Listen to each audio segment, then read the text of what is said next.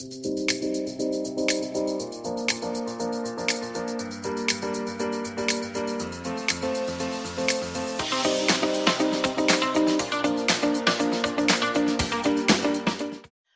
back, everyone, to today in Woburn's election series.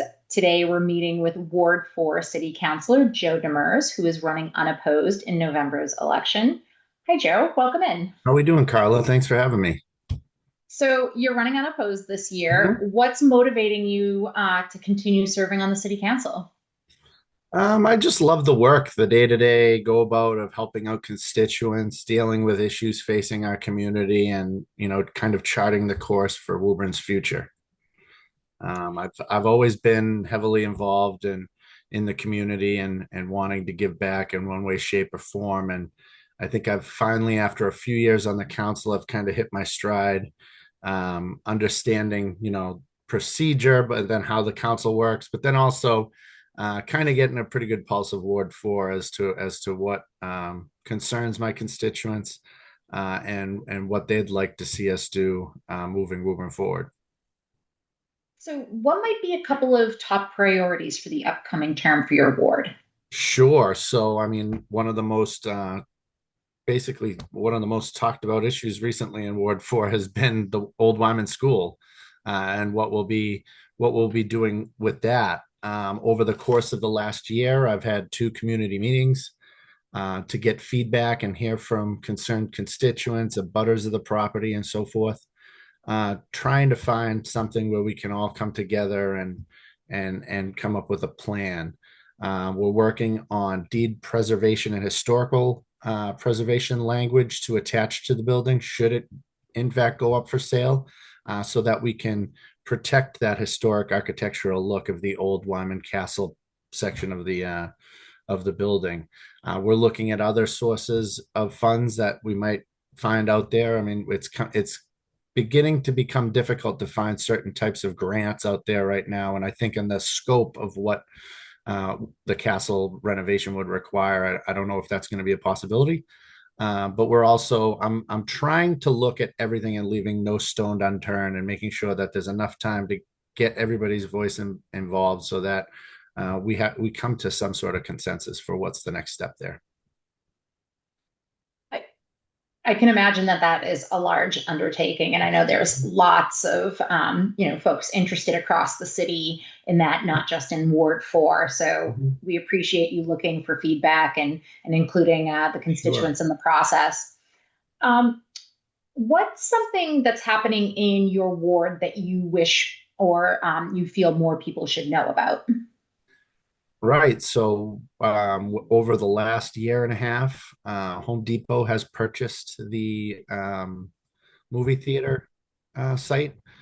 So I haven't had many discussions with the Home Depot folks. It was more of a hello, how are you type of thing. We've purchased the property. They leased it back to the movies for 3 years to kind of give them time, so that they could, any type of petition that they file with the city council, they want to engage the community and make sure that any type of project that they do hears the community voices, and they're willing to maintain the site, look at the drainage issues that have concerned a lot of the abutting residents on the backside of the Lowell Street side of the property.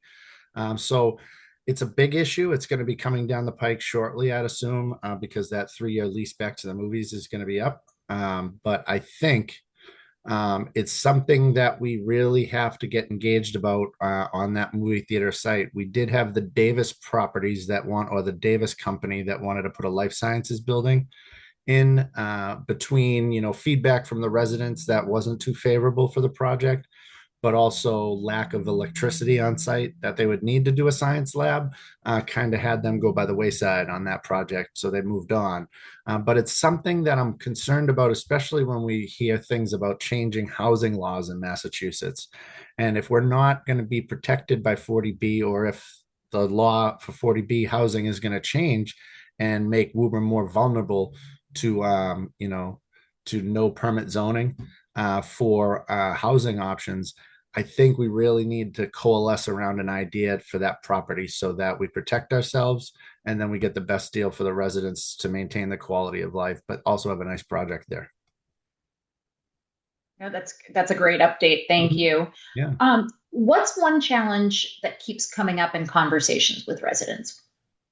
Yeah, challenges that keep coming up on conversations with folks in Woburn have been affordability. A lot of people are, where there's a lot of fear out there that Woburn is becoming less and less affordable for folks to stay, both young folks coming out of college and looking to buy their first home, for folks my age, and then for folks that are in retirement or elderly being able to stay in their homes. What I've been trying to do is try to create a balance to make sure that things that we're investing taxpayer funds in do have returns. So when we invest in things like our education system, property values go up. It allows folks to get that added value for their homes. So it's a give and take a little bit. I think over the past 10 to 12 years, um, we might have been able to do a little bit more in investing to keep up with it.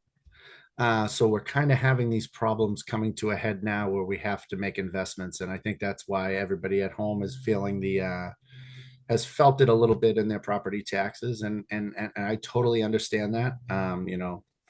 Everybody in Woburn is feeling it, but we all want to take pride in a great and strong educational system. We want to take care of our roads. We want to do a lot of things, and it unfortunately in today's day and age, things are just getting more expensive. Absolutely. And there's only so much money to go Exactly. around. Um, how would you say you're able to stay connected with your residents in your ward between elections?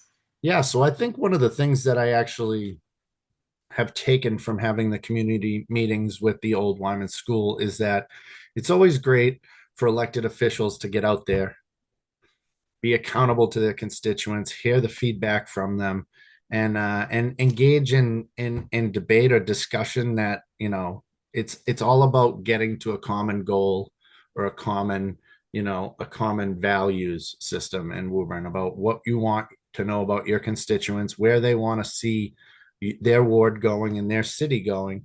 But then also you might get some outside the box ideas. I don't claim to know everything.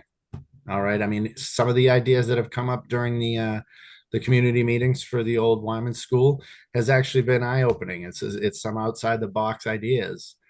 So I think getting out there, making yourself available to your constituents. I mean, my personal phone is the phone number listed on the city website, and for constituents to contact me. So I'm not hiding from anything. Thank you. What would you say is some feedback that you've received from your constituents recently that has influenced your thinking or, kind of had you look at something in a different way?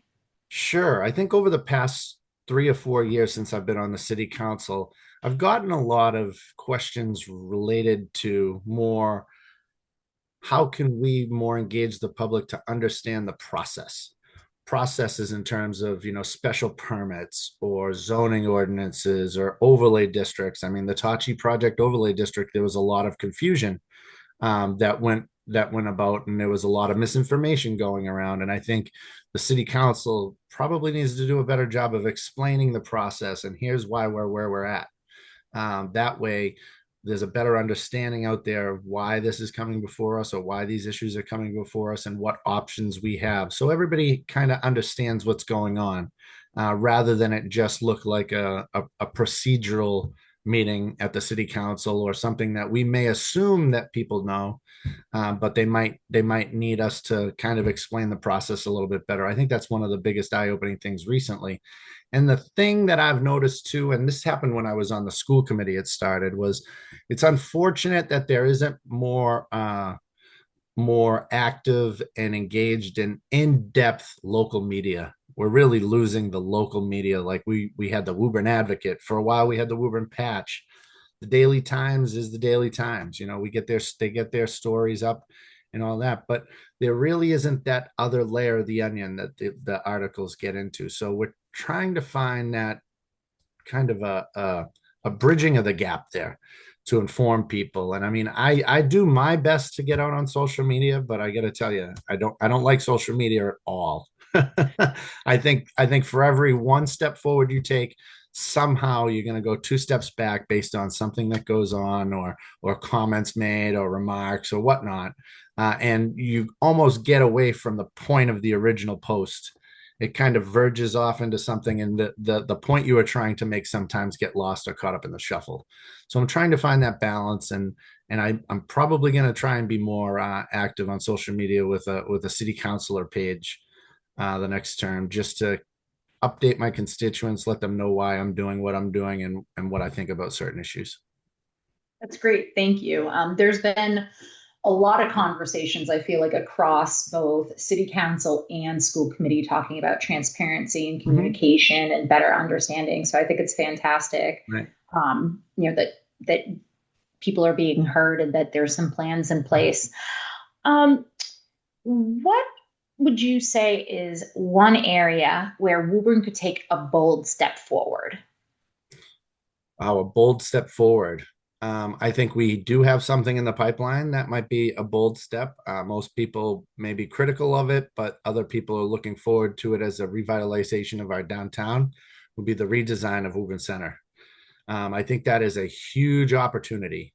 We have an opportunity. We're being given a bag of money by the state before we even have drawn plans, and they're saying, "Go ahead and redesign that dangerous intersection." And I think the great part about it is we're going to be very transparent with this. We're going to be very community related and community involvement related, where we're going to have several meetings across the board to get feedback. It'll go everything from, the design of the intersection redesign to anything to the amenities that we put in, the extensions of sidewalks. Is there going to be additional outdoor seating for restaurants? Is there going to be additional parking? The other thing we can look forward to is the mayor the mayor contracted a firm to do a parking study downtown. So we're going to be looking at a wide array of things for the downtown to revitalize the downtown and kind of give that the economic boost that it needs, because it's vital to Woburn. Everybody knows that the Woburn Mall or the Woburn Villages and all that. That's kind of one side of town, and I think it's now time to really zero in that focus. And I'm really excited about working with the new and reinvigorated Woburn Redevelopment Authority appointees. Anthony Langone, who's the chair, Doug Olander, and several others that have been appointed recently.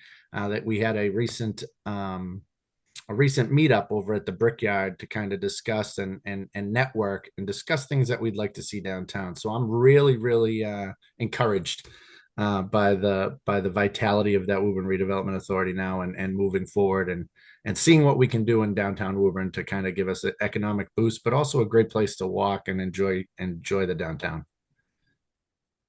That sounds really exciting. I'm sure people are going to be looking forward to that. Before we let you go, is there anything else you want to share with the voters? I'm just gonna say I've been honored to have spent my time on both the school committee and now the city council for several years. I love doing what I do. If you ask my friends at college or my professional life in other sectors, they basically say I'm a noun, a verb, and let me tell you about Woburn. Because I'm so proud to serve my community and live here and call this place my home, and represent my neighbors and my friends on the city council. So I just will ask you for your vote. I know I'm unopposed, but I still appreciate that you get out there on election day and vote. Thank you. Thanks so much, Joe. Thanks, everyone, for listening into another candidate interview. We will be back with more leading up to our November elections.